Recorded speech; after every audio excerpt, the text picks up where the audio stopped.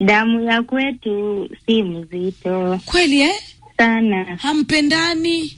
Yani, yes. Ni sisi tu familia kwetu. Uh-huh.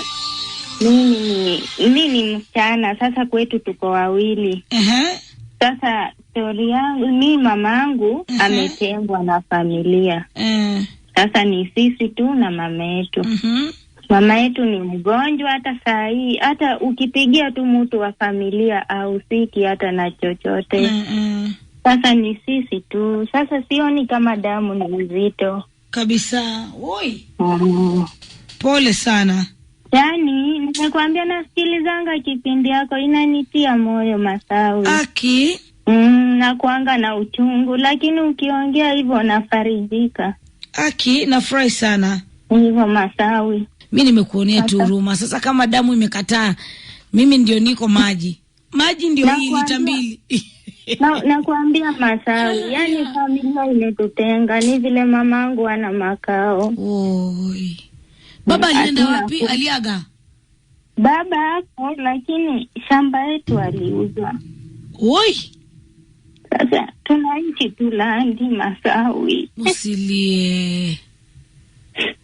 Sasa niko na mtoto, baba yake hata nisaidii, ni mimi tu peke yangu Masawi. Baba asaidi kwa nini mami? Ako na mtu mwingine alioa. Nilipata mtoto nikiwa mdogo, juu tu ya maisha yetu Masawi. Leo tuko hapa, kesho tuko huko, tunahangaika, tuna mama yetu, hatuna kwetu. Oh my dear.